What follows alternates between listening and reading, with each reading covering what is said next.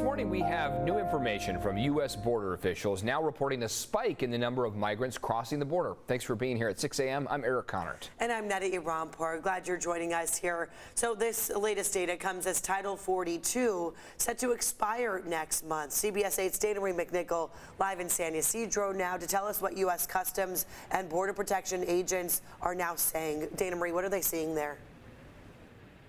Well, we're taking a look at the numbers because they were just released. We're learning that a number of migrants apprehended by U.S. Border Patrol after trying to cross illegally are up 25% from in this March. This comes at a time when officials prepare to discontinue a rule known as Title 42 that has allowed them to expel hundreds of thousands of migrants during the coronavirus. U.S. Border Patrol agents recorded over 162,000 apprehensions of migrants in between official ports of entry just last month. That is up from 130,000 apprehensions in February. Now, the Department of Homeland Security is preparing for 13,000 migrants to cross the southern border per day. That's about 400,000 each month since Title 42 lifts early May. Now, to address the potential spike in migration, the Biden administration is hoping to finalize a regulation before May 11th. That would disqualify migrants from asylum if they enter the U.S. illegally after failing to ask for protection in a country other than the one they fled that they traversed to reach American soil. The rule is likely to be challenged in court by migrant advocates, so of course we'll keep you updated on that. But Border Patrol has reported over 1 million migrant apprehensions in this year of 2023, with another 6 months to go. And I do want to note that apprehension figures don't precisely represent the number of individuals processed, since some migrant attempts to enter the country multiple times after being expelled to Mexico. So roughly a quarter of those processed in March were repeat border crossers. That's according to government statistics. Of course, it's very, very busy here at the border, especially in this last month. These numbers, they expect to continue to rise again as Title 42 is looking to end next month. I'm Dana Marie McNichol coming to you live from San Ysidro. All right, Dana Marie, thank you. Today is the tax deadline for most Americans, but that's not the case for some Californians. Yeah, everyone here in San Diego County now has an extra 6 months. I like this. CBS 8's Chris Crow working for you, joining us live now in studio to clear up some of the confusion. I was one of those confused people, Chris. Explain what's going on. Yeah, look, well, the good news is that if there is any confusion and you went ahead and filed early, then that's a good thing. But for those of you that maybe like to play it a little bit close to the vest, maybe haven't done their homework so far, a bit of good news here today. The deadline to file and pay your taxes, it's October 16th. Now, that's for San Diego County and most California counties. In fact, there are only 7 that don't fall into this extension. Now, the decision was made due to those nasty winter storms that hit most of our state. Now, even if you didn't sustain damage to your home or lose any documents, you can still use this later deadline if you live here. It's up to you entirely when you want to file between now and October 16th. So what does this apply for? Well, it includes state, federal, and even business tax returns. In fact, if you want to report physical damage or a loss from the recent storms, tax professionals say to first talk with your tax preparer. Then you can go to the IRS website and click under the disaster relief tab, find that emergency section, and use that for guidance. Now, we spoke with certified financial planner Casey Broach, and Broach says that if you're expecting a return, there really isn't any sense in waiting till October. Definitely wouldn't wait until October 16th. Just because we're granted time is if you're owed a refund, why should we wait on that? I would like to see the taxpayers get their money back. Yeah, if you're owed that money, get it back right away. But if you owe money, you can kind of find out exactly what you may owe and then maybe use that deadline to save up until October. Now, of course, Broach also says during these disaster periods to be prepared for any scams. Remember, the IRS will not call or email you. Now, for other tips on your taxes, go to CBS8.com and click on that story link. Eric? All right, good to know. Thank you, Chris, for that. President Joe Biden expected to sign an executive order today. The White House says the president will issue more than 50 directives across nearly every cabinet-level agency. They include making preschool free and expanding care for children, older Americans, and those with disabilities. President Biden says he will continue to press lawmakers to approve $750 billion in funding to make these initiatives happen. The funding was outlined in the president's 2024 budget. And today, the Supreme Court is taking up a case that could impact religious liberty in the workplace. A Pennsylvania mailman is suing, claiming the U.S. Postal Service did not do enough to give him Sundays off. He says working on Sundays is against his Christian beliefs. A ruling in his favor could change how far employees must go to accommodate religious beliefs.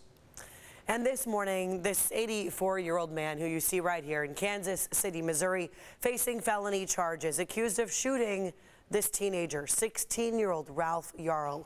Police say Yarl mistakenly went to the wrong address to pick up his brothers, and that's when he was shot. This morning, Yarl is now out of the hospital and recovering at home. He had the bullet in the up here for about, let's say, up to 12 hours before it was taken out. Ralph is doing considerably well.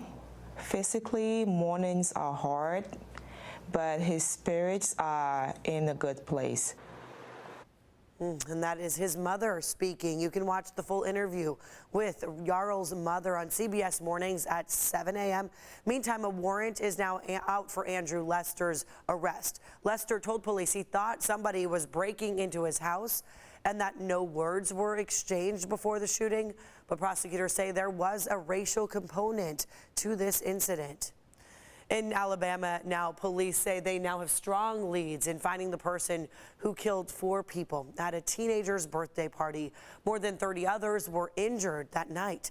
The birthday girl, Alexis Dowdell, says her older brother, Phil, sacrificed his life to save her. There's his picture. She says he pushed her down, protecting her from the gunfire. I don't know if I would still be standing here today if he wouldn't have saved my life. Now, investigators say they are conducting interviews and that shell casings used in handguns have been recovered from the scene. And take a look at this. This morning, an investigation underway after a Bengal tiger was rescued from this house in Tijuana.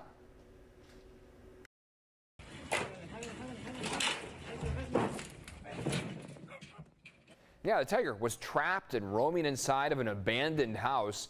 Investigators are looking into who is keeping the tiger and where it came from. At last check, no arrests have been made in this. Exotic animal organizations here in the U.S. want to help the tiger. However, it will likely stay in Mexico.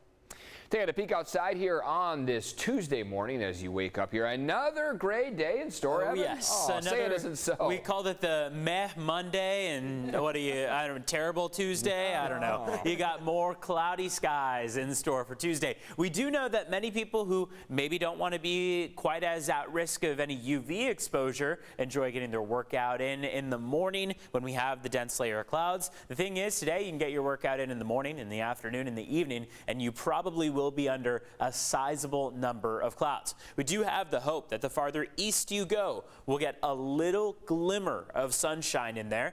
We yesterday got some sizable openings of clouds and did see a little bit of the sun. However, today is going to be yet another day where that marine layer is pretty stubborn out there, holds tight, and the trough of low pressure, long wave trough that is up to the north of us, is also sending clouds in our direction.